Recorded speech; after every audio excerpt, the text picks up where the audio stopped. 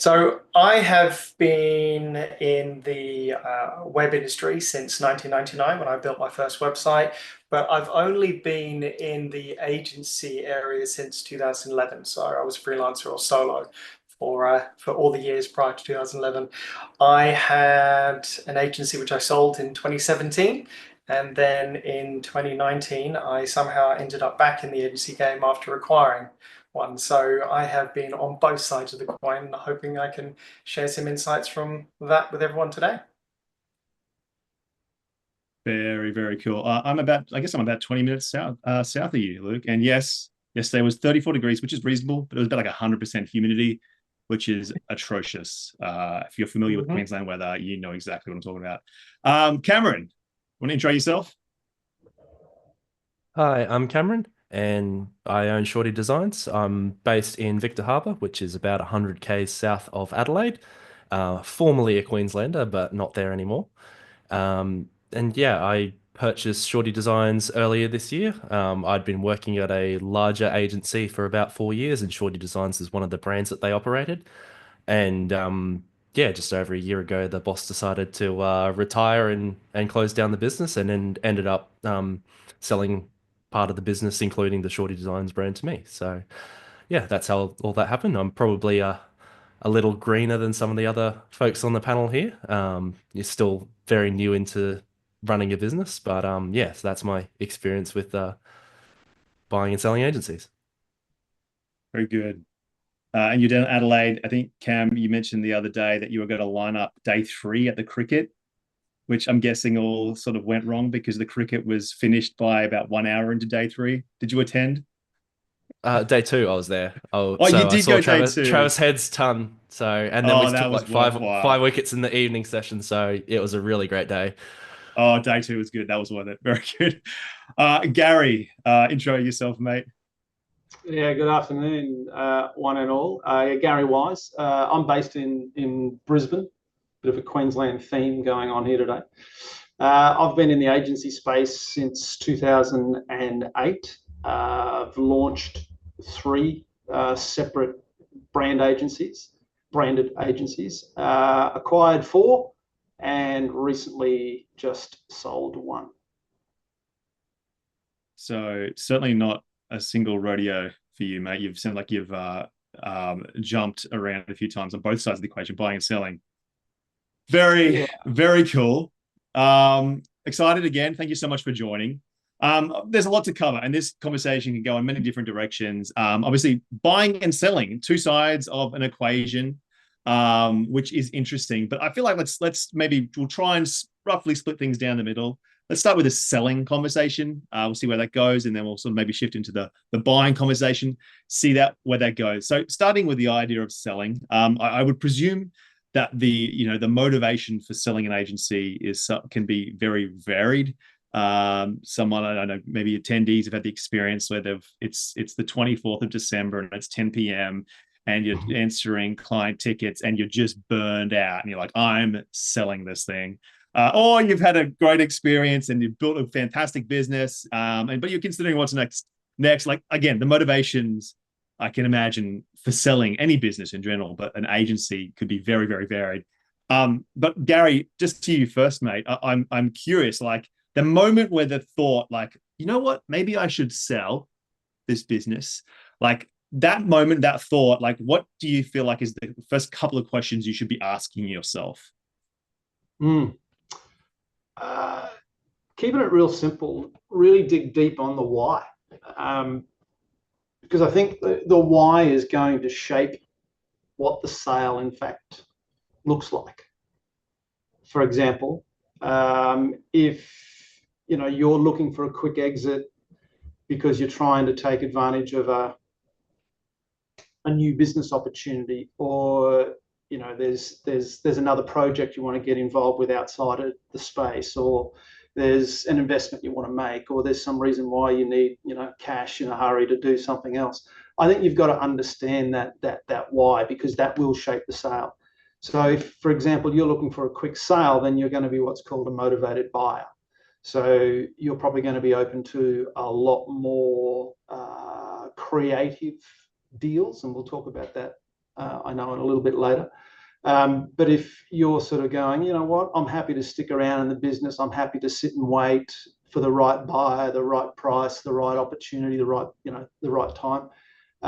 Then you're going to be less likely to be, jumping at the first offer or rushing through the process. I think if you really understand why, that's the first step, because that's going to shape what you're going to do and what the sale is actually going to look like going forward. No, very good. Luke, what do you Yeah. think, mate? Particularly in that the why part, like that first couple of questions you should be asking yourself when the idea of maybe I should sell crosses your mind. Yeah, definitely. The why is the really important place to start. It's your epicenter. It will filter out to everything in terms of your decision making there onwards. So, Gary, you nailed it there without a doubt.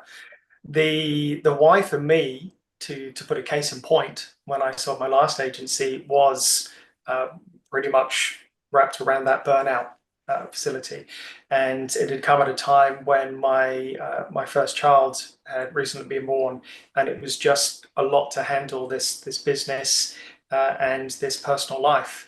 And I was looking at, did I want to continue down this route in this agency? Did I imagine myself here in another 10 years' time doing what I'm doing now? And the immediate instant answer was no, hell no. And so that's when I started to look at the business and go, well, what can I do to reshape it into something that would be a hell yes in 10 years' time? And there was nothing that I could do. I loved my team, they were amazing. There were a number of clients which were great to work with, but running a full service creative agency, which is what I had, was just it was too much. It was like running three separate businesses. And so the why for me was to have more time at home with my child and my growing family. And I didn't see a way that I could achieve that quickly without letting go of the business. So with that in mind, the discovery and the approach that I took was to, as a motivated seller, find someone that would acquire the business. So I actually went to market to find someone. I'd had people coming around, sniffing in the past, and so I started with them. But yeah, my motivation was the other way around, to go and find a seller so that I could move this on and focus on my family life. And that's awesome. Like the concept of burnout or like being worn out in especially like service-based businesses is not an uncommon experience. But I appreciate how like structured you were with like your approach. Like it wasn't just I'm burnt out. I gotta get rid of this thing. Like you really did consider like, well, where do I want to be, and like can I get there under the current circumstances? Like that's really good. The interesting thing about agency and service-based businesses, and I want to dig into the area. We'll probably dig into valuation a little bit throughout this whole session. But the thing about agencies is that we've all had our feast and our famine cycles. I think agencies in general these days do a better job of establishing recurring revenue, perhaps than maybe like a decade or so. And we saw bigger peaks and bigger troughs, but valuing a business can be tricky. Cam, I don't know if you have any insights on, especially still on those early stages when, from a selling perspective, and I know that you're more experienced in the buying side, but in those early phases, how to think about how does this business, from a sellable perspective, get valued? Yeah, well, I mean, it kind of goes off what Gary and Luke have just said. It really depends on why the business is being acquired and what the motivations are behind it. Like if someone came knocking on my door, 2 minutes after this webinar ends and says, "Hey, I want to buy your business," like that is going to look a lot different to if I was in Luke's position from a few years ago and being like, "I'm really burnt out. I need to get this off my plate." So like something I've tended to hear seems to be around double annual revenue seems to be something that's I'm hearing a lot as a bit of a ballpark. But yeah, it really comes down to like, yeah, what the actual context of what the sale really is. Like, yeah, whether it's an owner looking to get out, whether it's, an offer that's come across their door that, is too good to turn down. So, yeah, and obviously different structures and different types of offers might be more or less attractive and that sort of thing. Mm-hmm. Yeah, there's always a number, right? If someone was to knock on our door right now and offer us something, there's a number there that we would probably say yes to. Gary, what about you, mate? Like you've been through this process a number of times. I think you said you've acquired 4 times and sold multiple as well. When you're thinking about valuation, just again at this earlier stage, I'm sure with the process of due diligence and you start to get access to financial records and everything like that, numbers are fine-tuned. But how in general do we think about valuing an agency business for sale? Yeah. Well, is this clearly big it depends question? Yeah, it's a big long piece of string, this one, but yeah, there is 2 sides to the coin. There is the buyer's perspective and there's the seller's perspective. Clearly they're going to be different. That's just the way buying and selling is, and it doesn't matter whether you're talking agencies or whether you're talking any other type of business. I think the trap for a lot of business owners is that they'll sort of run because they're told to straight to the P&L, straight to the balance sheet, have a look at what the numbers say. And in my experience, agencies are typically, love to hear what the rest of the panel has to say on this too, but typically from what I've seen, and even though we've only done 4 acquisitions, we've probably looked at 20, maybe 30 even businesses over the years. I can tell you that the accounting processes of agencies is usually pretty ordinary. So you can't run. Luke's laughing. You can't just go and typically dig up a set of profit and loss and balance sheets numbers and be able to understand the value of a business based around those particular documents. You've got to remember they are accounting documents for legal purposes. They're not really designed to be valuation documents. So at the end of the day, there's 2 key things we do look for when valuing a business for either sale or purchase, and that really comes down to how is the business generating the revenue. Is it purely on the back of the business owner's shoe leather by going out into the marketplace and generating hype and buzz and bringing business through? Or is there a highly tuned, defined sales and marketing process by which the business owner is not part of that process? Therefore, the business is operating as a business. It's not just being operated by the sole operator. So from a sales point of view, if you're selling a business that is a lot more systemized, a lot more sales and marketing driven, that's going to have a higher value, so to speak, than a business that is pretty much just the back end of the output of the owner. So I think that's the starting point, is identify what you're actually selling. Is it a set of systems and processes that can be run as a business and it doesn't involve you? That's going to be at the top end. That's what I'd call a 3. Or is it a 1, which involves the business owner doing absolutely everything, answering every single email, answering every single phone call, having to write every single deal, make every single pixel on the website, or whatever services you're offering. So there's one end of the scale, there's the other end of the scale. No, very good insights. Like Luke, I want to double question here. Like again, like do you have any insights in general on the valuation question?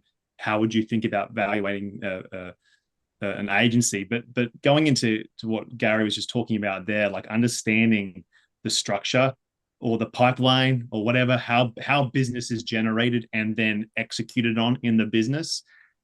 I presume I don't want to put words in your mouth, Gary, but you're kind of saying that like if it's all about the founder and he or she is the ultimate point of failure, obviously if there's the sale occurs, then that person's out now, and what happens to the business versus a more systemized and process generated business. If we think about, all right, I want to sell my agency, I'm giving myself a 3 to 6 month window where I want to sort of achieve a sale. That would be ideal. What can you do in those months, or what should you do, or should you do nothing, but maybe to build the business and gear the business more towards something that is a little bit more what Gary was describing there, that is more process and system dependent versus sort of like single person dependent. So I get 2 questions. The valuation question, any thoughts and insights on that? But then should we think about preparing our business for sale for that a 3 to 6 month window, but what can be achieved in that time frame? Yeah, what Gary said, totally agree with. To put it another way, if you ripped that owner out of the business, would it survive? Literally, right now, if you took that person out, what would happen? Would it continue? Would it thrive, or would it crumble? That single point of failure is the first thing you need to look at. And that will give you an assessment on the business, because if you can take that person out and it continues and thrives, then you're taking over a great business that you can integrate or keep separate, whatever your plans might be, and grow it from there. But if it fails, the value of that means you have to put more effort in order to keep the wheels in motion, let alone grow that business. So in terms of valuation, what I've looked at, which has been mentioned in the description of this webinar, is monthly recurring revenue. What is it? Who's paying for it? What are the services that are associated to it? Then looking at the client base, for me, that was really important when I acquired Made Neat. I was looking at the client base, who's already there, and working out, determining, are they being underserved? What are the opportunities to work with this existing client base? What are the services that they're offering? Do they align with what I can offer? Who in the team can actually manage those services? Really, it's just assessing it to go, if I took this on, am I going to sink or am I going to swim? And that really helps you to get a handle on to, one, is this an interesting business that you want to acquire? And two, what sort of value are you looking? So hopefully that will shed a little bit light in terms of the ability to the value of the business. Tidy books as well. I know, Gary, you were saying accounting is a legal requirement, but I was shaking my head earlier. I've taken a look at some books before, and you've gone, how do you even keep tabs on your own business to know where things are being successful and where things aren't? It's messy. To give an example, with our business, we've broken down the core services on our P&L, so we can understand on a quarterly, annual basis how those services are performing compared to the previous quarter or the previous year. And so that helps understand the ups and downs, the ebbs and flows of a service that's being requested by the market. And it's because of that we've seen some really strong growth in one area of our own business that I've then pumped more focus and effort into. So the monthly recurring revenue, for sure, processes, procedures, and what happens if you take that owner out of the picture? How does it go? Yeah, and to say what Cameron was saying in terms of 2 times annual revenue, sure, that's a good baseline to start a conversation. When you're discussing with the owner or owners, they're going to have a figure in their head of what they want in order to walk away from this, and you're going to have probably a figure, at best half of that that you want to spend in order to acquire this. So it's a matchmaking process. You are dating these people to work out whether you're a good fit or not.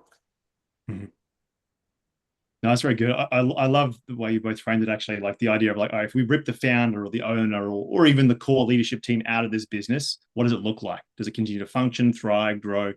Cam, you've been on the other side of that, buying your agency, even more recent history.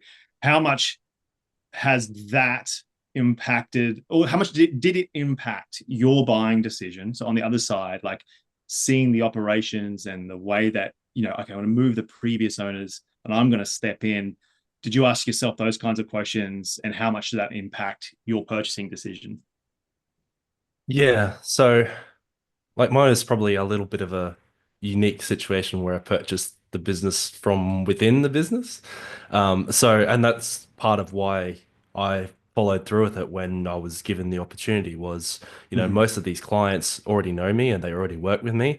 And so in a lot of ways, it was, what was best for them, to just keep working with the same person more or less. And so having the previous business owner not be involved anymore wasn't such a big deal because they were already used to working with me. And so, yeah, it kind of was important, just not quite necessarily in the same way. Mhm. Um, yeah, whereas I've definitely worked in other agencies where, the director is very much the figurehead of the business, and if you took them out of it, the business would die. So yeah, like it was definitely important for me, but maybe not quite in the way it might be for other businesses. But yeah, it was definitely one of the main reasons why I took it on when the opportunity came up was, yeah, because for the clients, already knowing me was, like it made it a lot less risky to take it on rather than, if it was someone completely fresh, coming in and, just being a whole new face. Yeah, no, for sure. Key takeaway: try and become part of the agency that you're going to acquire, because you get insights onto a heck of a lot more of how the business is run. Good note. But even on top of that, like, obviously it's not necessarily achievable to, just get hired by the business you want For to sure. run. But networking is really important. Like, if you've looked around at buying agencies, and like I've looked around at, for opportunities to look at other ones as well, since becoming a business owner. And it's amazing that the kinds of, businesses that are out there for sale, and like some of them, it's like, oh, I already know that person. Like I've tried to be really active in the local community here in Australia, and getting to know, like, the local communities is really important. And like, if you know someone well, like, it will make it a lot easier to try and facilitate a deal. Mhm. So yeah, like, you don't necessarily have to get hired, but I would definitely recommend, like, getting involved in local communities and getting to know other business owners, because you never know what's gonna come up, and like, when something does come up, it makes things so much easier. Mhm. I'll follow on from that point, Cameron. That's excellent. The relationships are really important. So I acquired Made Neat from an ex-competitor of mine from my previous agency, uh, who we did some partnership work with. So it wasn't like it was a negative competition between us. So we're supporting each other. But he reached out to me after hearing I'd sold my agency, and that conversation is how I acquired Made Neat. So those relationships are really important. He knew exactly who I was, what I did, he knew the quality of the work, and he knew that he could trust me with his client base to look after them and to look after the brand that he created. That made for a very easy conversation about this acquisition. And I've had some awkward ones in the past, but that trust, that relationship that was already there makes a hell of a difference. So, yeah, definitely agree with that, Cameron. That's a really good point from both of you. The trust thing in general, just knowing the person. But I love, Luke, what you said there. Like, the seller can trust the buyer to look after their clients. Like, if you're an agency and you've been working with your clients who you've brought on, you've onboarded, you've served, you've done great work with, you've had highs, maybe a few lows, like, you've got a relationship and also a reputation, right, with them, and knowing that, okay, I can trust the person that's going to buy this. Like, that's a really interesting insight. I'm thinking about, okay, so the why and valuations and everything, and like starting to lean towards, all right, I'm going to think about selling and taking my agency to market. We've touched on the value of being engaged in like a community or an ecosystem or an industry, however that happens. And I would presume that many of your deals that you have done have been through a relationship versus like you went to a businesses for sale website and sliders and filters and found a couple. Is that correct? I'm seeing a couple of nods that like that relationship thing is massive. But extending the taking my agency to market idea is many agencies, and I recall mine when I ran it many years ago, I did a bit of everything, right? I did web design, I did web development, I did some marketing stuff. Even, I mean, at the start, I was saying yes to everything. But what I provided to my clients was fairly broad. And, some agencies are run as like full service agencies. Others are much more narrowed. Like I know over the last maybe 5 or 6 years, there's been a lot of service agencies, I guess, but they're like very focused on monthly retainer WordPress maintenance. So a very focused offering, right? And that's what the brand and everything is orientated around. If you're in the space where your agency does a number of things, is it better to go to market with all of the things, or to perhaps elevate one of the main areas of the business because it's just a clearer and more focused and punchy, particularly if it's got MRR attached to it? Like, how do you think about that? Is it at the point of sale, is it better to be like, all right, cool, let's go forward with our strengths, or let's go forward with the breadth of all that we offer? I mean, Gary, do you have any thoughts? Well, yeah, I think again, you've got to understand that as a seller, more than likely, and this is again just my experience, more than likely you're selling into an existing business owner in the space. It's not going to be Mike and Sarah who've never been in the industry before coming in and purchasing a business. It's in my experience, it's existing owners buying other businesses, and they're buying them for a couple of different reasons. They're typically buying them as a bolt-on, so they'll just simply take that business. They'll buy the business, but they'll merge it, so it's just an extension. So they're just buying basically recurring revenue. So they're buying a client list. And then the other one then is buying it as an ongoing concern, where you're purchasing it as a business, as a brand. You're going to continue to run the brand. So again, it comes down to the buyer. What's the buyer? What's their why? Why are they buying it? Are they looking purely for a customer extension? So they're looking to increase their bolstering their numbers, so they got more clients. Are they looking to buy it as an ongoing concern where they'll run it as a separate business? So if they're buying it as an ongoing concern, then all the services have to sort of, isn't as important to line it up. But if they're looking to bolt it on, then they may be bolting on services that they don't want. In one of our experiences, we purchased an agency that did a lot of email marketing.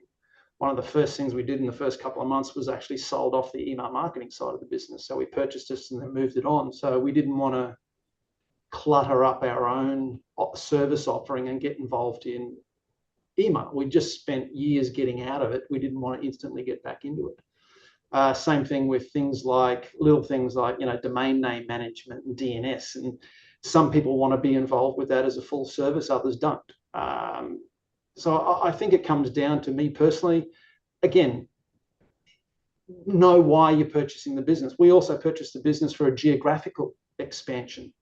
So we had customers all the way down sort of the East Coast, all the way down to sort of Sydney, Melbourne, and we wanted to sort of spread north. So we bought a business in Queensland further up the road to give us a geographical expansion, which gave us a little bit more reach. So again, it comes down to why the buyer is buying it, as to whether you should strip it down, leave it as it is. But I think ultimately, you also need to know who you want to sell to, because that will then enable you to picture the person you want to sell it to and position the business, package the business, as prepare it for sale for the best way it can possibly be for the target buyer. No, very good. This is great, guys. I want to flip to the other side of our equation now, the buying side, and just really led into that perfectly, Gary. Cam, I guess, speaking from your own experience, like what were your motivations for buying, and like what were those points that really drove the decision for you and helped you come to the decision? But then also in general, where you're seeing it, like you're very involved in the industry, what do you hear on the ground when people come to purchase an agency, and like what is it that is motivating them? Yeah, so for me, it was, again, a bit of a unique situation in that, the business I was working for was closing down, and they, it was a little bit of a fire sale to, get this brand off the books, so to speak, but still finding something to help the clients move forward with the business not being there anymore. And so like it made a lot of sense for the clients because you had that consistent person they were already dealing with still managing them. And also for me, it meant that I didn't have to go and find a job. And like I live 100 k's from Adelaide. If I was to get an agency job, I might have to be making that trip into Adelaide every day, and I don't particularly want to do that. So, um, yeah, so like, when I weighed up those sort of things, it made too much sense to turn down.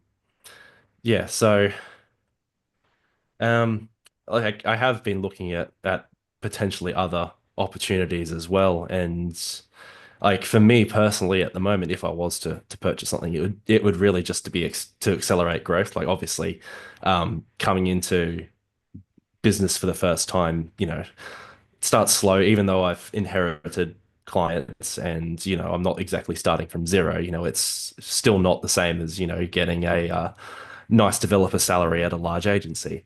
So for me, like as I'm looking for potential opportunities elsewhere at the moment, for me, it's accelerating growth, particularly around recurring monthly stuff.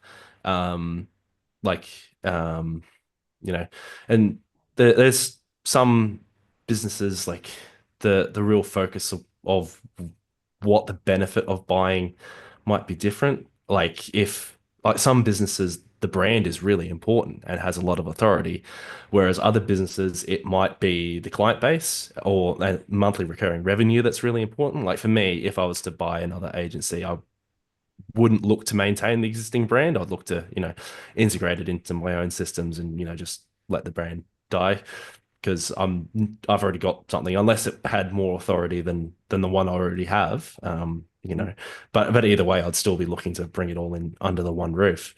So like that's what I'm looking for at the moment. Like other people might have a more short-term focus in mind. They might see some sort of growth opportunity or have some thoughts about the stock market or something and they want to buy something and then flip it quickly for a profit. If people think like that. I don't know how well that works in the agency space. But yeah, like for me, as I look at the market right now, it's trying to like I've got goals that I have in mind for where I want the business to be, in the short term and then in the long term. And yeah, any buying I'm considering is whether it aligns with those, revenue goals or not. Yeah, no, very good. And that injection of growth, which you're talking about, is interesting, and presumably is the main motivation always for the acquisition of an agency. Maybe there's some IP or something in the background that's valuable, but presuming that, like, all right, we want to grow, and acquiring is an answer to growth, right? So I'm interested in like the dichotomy between organic growth or growth through acquisition, growth through purchasing an agency. Luke, do you have any perspective on like if someone's in that position, like, all right, over the next 12 months, we want out where agency is here and we want to get to here. Again, I know this is it depends question, but like, what are the sorts of things folks should be asking themselves about? Like, oh, we can get there organically, or we can get there through acquisition. What should they be thinking about to make that decision? Sure. So, a little bit like Cameron, I have been looking at various businesses over the last 10 months or so to acquire and grow my client base. And the the core reason I'm looking at the acquisition as opposed to organically is because we've got our system and processes down pat. So I know that if I add another 50, 100, 150 clients to our books, we can cope with it. There might be a couple of extra team members that we have to bring on to handle certain aspects, but our processes are there. So we bring someone in, there's our process, done. If you're at that stage, the acquisition route is really attractive because you can grow your numbers quite substantially. Mm. We are not a full service creative agency. So we design, develop, host, maintain, and secure our clients' websites across Australia and overseas. Branding and identity, don't touch it. We've got the skills in-house, so we can support clients if they need it, but it's not a service we offer. Digital marketing, we don't offer that. I remember I said I had a full service creative agency. I learned the first time, don't want to go back there. So we sit nicely in this middle part, and let others handle that. So with that in mind, it means that we can grow our client base, we can acquire and deal with that because it's just this service offering that we've got there. Organically, we have been growing, and we haven't pumped that. We have run some tests, but as Cameron was mentioning before, about ditching a brand when you're acquiring it, that's also one of the benefits I see of acquiring an agency, a business, because of the brands. They've got the reputation, which means the clients are staying within that circle. Yes, you need to do an assessment about the strength of that brand. If you're going to be acquiring a business that has a stronger brand than yourself, you've got some heavy questions to answer as to what to do moving forward. I had somebody that was interested in our business, and they found that our brand was actually stronger in the marketplace than theirs. And they were going, we'll run their companies separately for the first 12 months so I can get a handle on the client base, and then I merge my clients into yours and keep your brand. So it can happen either direction, but the organic growth is great and should always be there in the background. But if you're really looking to level things up and you've got that strength, that baseline in your processes, procedures, and your team, that acquisition can just level you up really quickly. Yeah. Gary, do you have any thoughts on that? The acquisition as a lever for growth versus the just let's keep going with organic growth?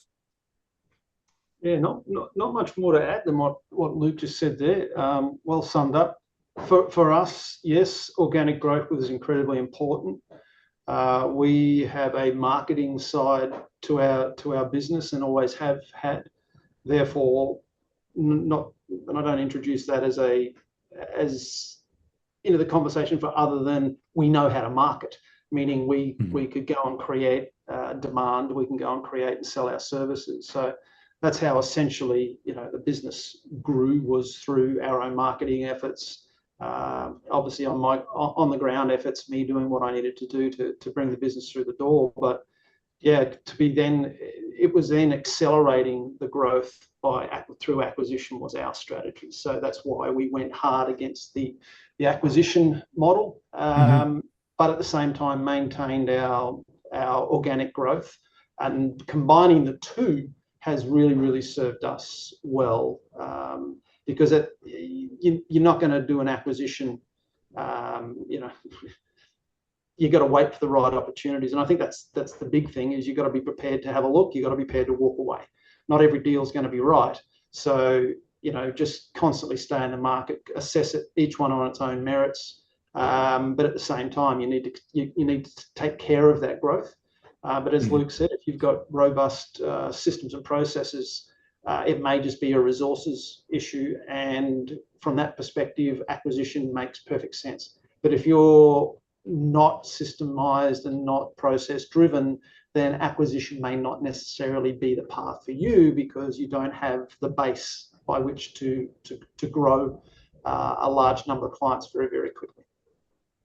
Great point.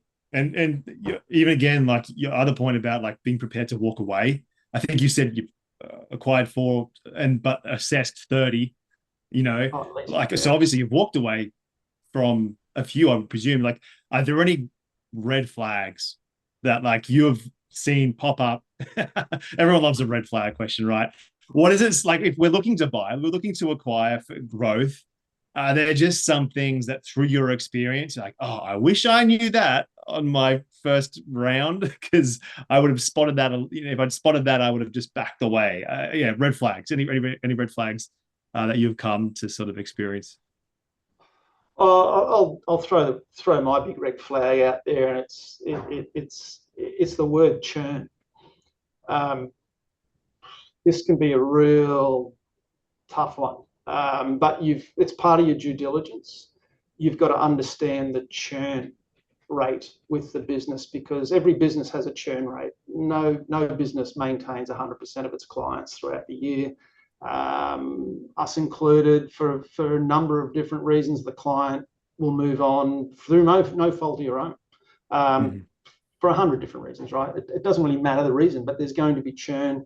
There's going to be natural churn. There's going to be churn where the business, may have not fulfilled its obligations to the client and the client's decided to move on. During your due diligence process, you have to try and uncover the churn rate. You have to uncover what the volume of customers coming in versus the volume of customers going out is, because that really does sort of signal a lot to what you're purchasing. Because if they can't hold on to the clients, then probably the clients you're going to purchase aren't going to remain. And if there's a higher than what I would call normal churn rate, then there's something you've got to uncover to find out the reason why. Because the last thing you want to be buying is a depreciating asset. Yeah, that's a really good point. A question that's come through in the Q&A feature, actually, like someone's asked, like, buying particularly retainer clients, facilitating the transfer, but like, what if I buy the clients, buy the business, but then they just sort of leave straight away? Like, I feel like that's, especially like if you're new to the acquisition game, like they're like, what if we buy it, then everyone bails out immediately? Like, that's like a really real fear. And I think it comes back to, Gary, what you're talking about is like what is an acceptable churn rate? And that churn rate generally will probably persist because there's always natural churn. And then there's transition churn, like whenever one business fundamentally goes from one place to a new owner or whatever, there's always a bit of extra churn there. Like, you obviously try and map it out, be as smooth as you can, but there's just a bubble in there. I know, Luke or Cam, any thoughts on just a general way to approach that question of that, or that fear of, this looks good, or how do I know it looks good enough that, like, if I buy this business, like, what if everyone bails out? Like, it's a very, I guess, a broad question, but how can folks that are perhaps approaching this for the first time address that fear? I'll jump in first. So, firstly, Gary, your statement about churn is spot on. Definitely a red flag. I would query your statement about not the reason not being that too important. I would say understanding the reason for the churn is really important. Is it because they don't have the full service offering that the clients are seeking? Is it because they're not delivering on their service offering and their promise? Is it because of bad support, slow communication? Like, understanding that churn as best as you can with the data that you're able to get your hands on, and this is going back to the P&L and processes that we mentioned earlier, is really important, because that churn rate will help you understand where the low-hanging fruit is, what you might need to address. Now, then bringing in the statement about what happens if you remove the founder or the business owner, and how does the business go? Well, talking about brand as well earlier, if the brand is the person and you remove the person, then how does the stability, the structure, the foundation of the client base look? Are they going to jump ship because they're no longer getting expertise from Gary, they're now getting it from Luke? And so how does that change? One experience I did have, not so much in the agency game, but with a business that was selling to someone, and I was one of their clients. It was an accounting firm, and I had been with that accounting firm for at least 6 years. And the owner called me up one day out of the blue and just talked to me about his reason, the why that he's now selling, and who he has sold to, and the reason he selected them, and that he was calling me personally to discuss this, to make me aware, and that he would be passing on my details so they could reach out to me and discuss what they do and what they offer. Now, this is a very laborious task when you've got a lot of clients, but it's a very powerful task because it primes the clients prior to them hearing from some brand new brand, person, agency, whatever it might be, of what's going on. Now, because of that, we gave this accounting firm a chance. Like, we trust this guy. He's told us why he's picked this accounting agency, and so we'll stick with them. We only stuck with them for 12 months, and then moved on, mainly to do with their service offering, which is a point I'm bringing up here. You need to maintain that service level of expectation the client have been accustomed to. So Yes, it is a concern. Your deal might be structured in a way that if people jump ship within a certain period of time after your acquisition and it's through no fault of your own, then there might be a reduced payment or something along those kind of lines. It really just depends on how you've, structured your deal. But at the same time, the seller doesn't want you to screw up their business and therefore get less because you're doing a bad job. So there's a bit of a balancing act there, but ultimately it's really just making sure the client base understands the why, because the why is so important for everyone. And that includes your team members, not just your clients. Great tactical tip. I love the idea. If you're a buyer or a seller, is being intentional. Like, all right, if we do this deal, can we, I mean, maybe you even structured as like one of the points of the deal is that like we have a warm handover. But a seller, you call the client, you say why, and you introduce me. I love that. I think that's a fantastic tactic for helping reduce that potential transition churn. I want to ask Cam, especially because this is we've got about a few minutes to go. I've got two more questions up my sleeve. But Cam, because this is recent history for you, and you've taken over the operations of an agency. Do you have any tips for on the other side of a purchase, and you hit the ground, and you've got access to, the Slack and the Google accounts. You've got all the things. Any tips for this first initial months for picking up the operations and getting things running as smoothly as soon as possible? Yeah, the key thing for me was to try and keep everything as similar as possible for the clients, like give them the smoothest experience into this new phase as you can.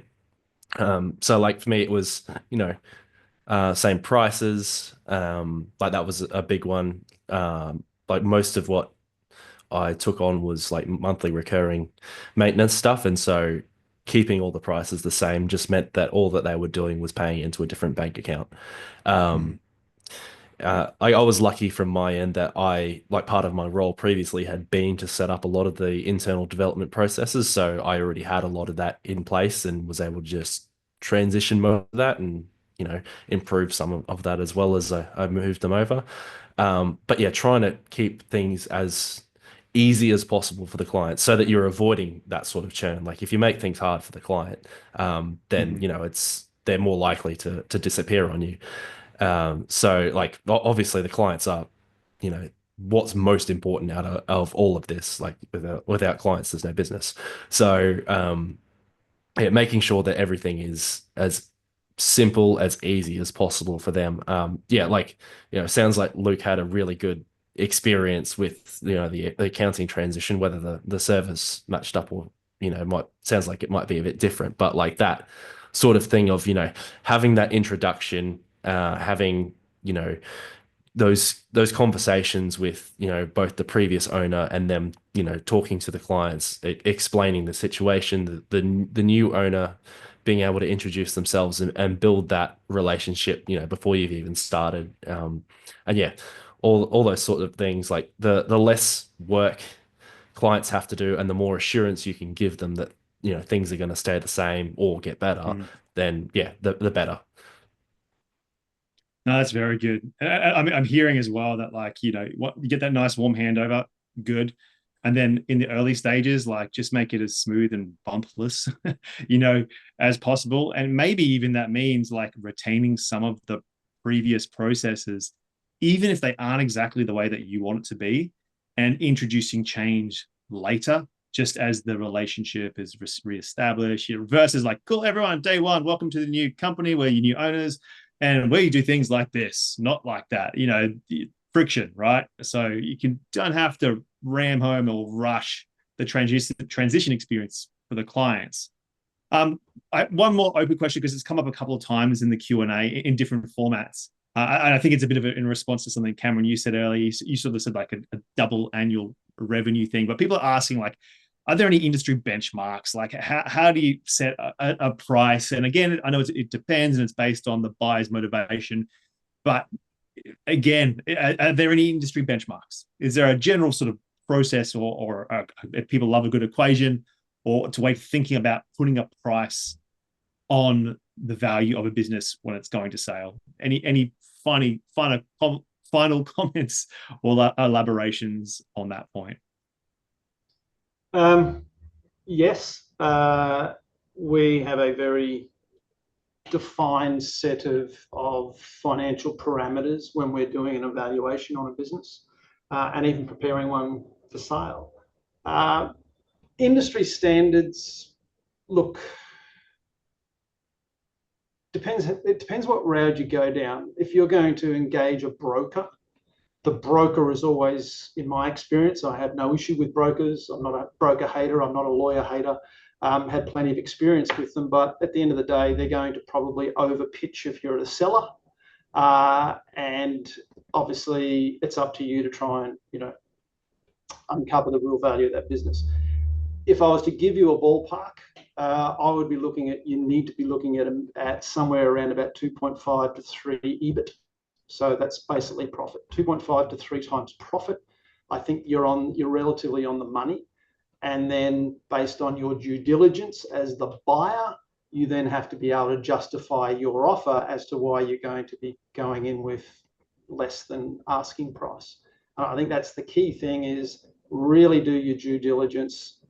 Don't go in and start calling the baby ugly, because that's not the way to go about it. But you have to be able to justify your price just as much as the buyer, just as much as the seller has to justify their price.